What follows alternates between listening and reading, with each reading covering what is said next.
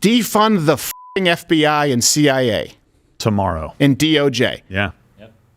Hey, look, maybe they didn't know better. At best, it's cowardice where they didn't come out and say, hold on, no, that's wrong. At worst, he was citing them, and many of them came out and said, yeah, Russian disinformation. It's not whether you have a country that has laws. Do they apply it equally? They picked sides during a campaign. Now, do you believe that they didn't know better? Do you believe that they didn't know better? And if they didn't know better, was that because they actively didn't try, like raiding Rudy Giuliani's home and walking around the laptop? Think about that for a second. When people say it's an extremist point of view to say we need to dismantle our intelligence agencies, that's why. Isn't it their job to protect the American people? Like, I don't know, maybe someone who's beholden to corrupt oligarchs in foreign nations running for national office? If you don't do your job there, what purpose do you serve? Keep in mind, that debate was heard around the world. The media carried the water. You couldn't find the story on Twitter. You couldn't find the story on Facebook. You were accused of being some kind of conspiracy theorist. And now, knowing what we know, and if people knew better, according to polling, 17% of Biden voters would have completely changed their vote or not voted at all if they had even known about the laptop. Wow. Which also means that a lot of Biden voters weren't tuning into that debate because they didn't even know about it. Yeah. That's worse than just thinking it's false because that's what Biden said. They didn't even know about it. What if they actually knew that the Biden laptop was real and that former Vice President Biden lied about it? Hey, you know what? How about a committee there? How about a hearing there? How about you put Joe Biden under oath and ask him about that? Because if he were to say that with the kind of accountability that Donald Trump consistently would have with his subpoenas, that is perjury.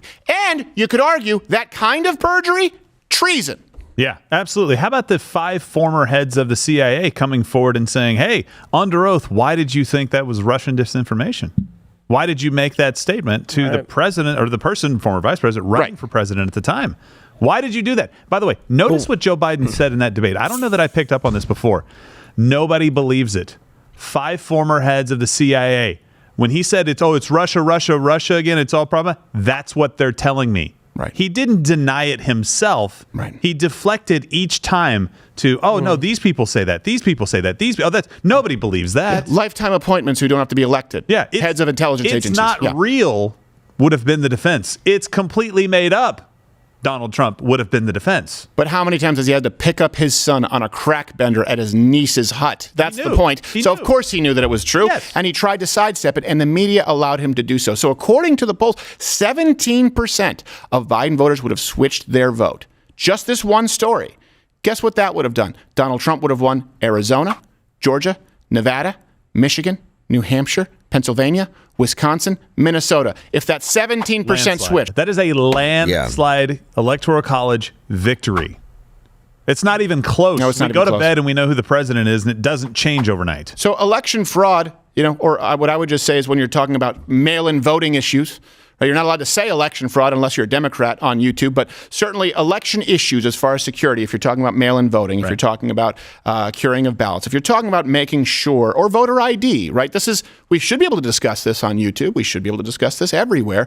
If your proposal is we need voter ID because we need more safe and more secure elections. And now you're saying they're the safest and most secure ever. Well, we want more safer and more safest and more securest. The moderator in that debate, by the way, yes, let's go back to you being a racist, Mr. President, because we've said it even though we have clips of you saying the opposite of that, and black people really love you. So 17% would have changed their vote if they'd even known about the Hunter Biden laptop story. Yeah. What do they mean known? Well, when you consider that a majority of Americans get at least some portion, if not most of their news from social media outlets, this is why they didn't know. Twitter completely locked out the New York Post account until they completely deleted the tweets about the laptop, to be clear. And then, by the way, Twitter backed off and they unlocked the Post Twitter account. The account itself. And last we checked, I guess you can see now the original tweet 2 years too late, because remember what they did was they originally unlocked the account only though if the New York Post deleted the initial tweets. Now, what happens there? That's the repost. Hold on. That is the repost. That's not is that the original. repost? Look at pull that overlay back up. I think and that's look a at the repost. counts. Yeah. Look at the counts on that. 3,000 Yeah, 6,000? I believe that's probably the no. repost. Tens and tens and tens and tens of thousands, hundreds of thousands potentially. Yeah, You'd mission never get that control. back. Can we make sure we figure that? I can't see the overlay here, but I think that's probably. They were allowed to Says repost it. October 14th, 2020 is the date. I know, but that's not the original counts on what that tweet yeah, I was bet going you it around was. the world like crazy. Yeah. Twitter said, hey, delete the original ones and we'll let you back on. And now you can, maybe get the story out so we can shadow ban it. Now, knowing what you know, Gerald, having worked in this industry for a very long time, do you get all of those retweets back? No. Do you get all of those likes back? Hey, you ever heard of an algorithm? You ever heard of an algorithm? Is it a stretch for you to believe that Twitter's algorithm favors likes and retweets? That makes sure that it's seen. That's why the algorithm exists. You don't get it back if they lock your account, and you lose all of the momentum on the original post. Well, that's why One it's not post to begin with. Yes, one post with 10,000 likes and retweets is worth far more than two posts with 5,000 each. It's an exponential effect. It's a force multiplier. You don't get it back, and that's why. Well, and they gave them time to come out and say, no, this is completely false. What they did is they took it down. You can't decide for yourself. You can't look at the report for yourself. But what you did have was the president coming out, or the vice president running for president at the time, come out and say it. You had 5 former heads of the CIA come out and say it. You have people like Stahl saying, oh, you can't verify any of that information.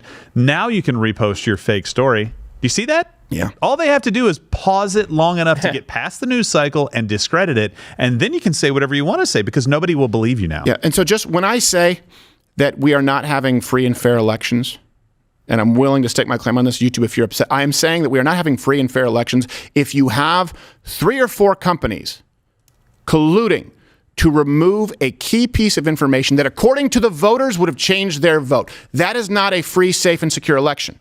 That is not.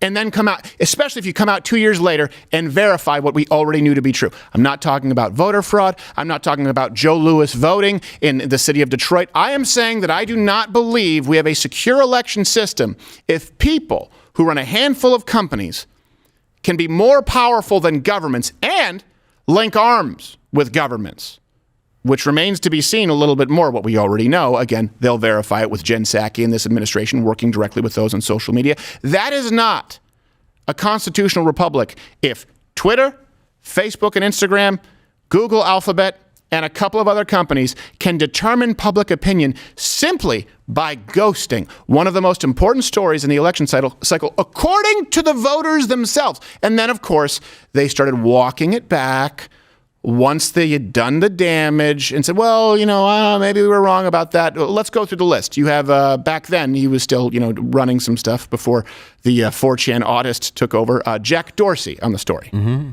We recognize it as a mistake that we made, both in terms of the intention of the policy and also the enforcement action of not allowing people to share it publicly or privately. We made a quick interpretation using no other evidence that the materials in the article were obtained through hacking, and according to our policy, we blocked them from being spread. Upon further consideration, we admitted this action was wrong and corrected it within 24 hours. Okay, let me ask you this. What's the further consideration? At that point, the intelligence agencies had not come out and confirmed it, which they have now after the election. At that point, CBS hadn't confirmed it, which they now have after the election had taken place. And by the way, also conveniently, even after midterms, because it might have played a role again. Yeah. Well, after what consideration? After what changed? What was your flash of genius moment, Jack Dorsey? Oh, you realize you might actually be caught. Watch Louder with Crowder live Monday through Thursday, 10 a.m. Eastern.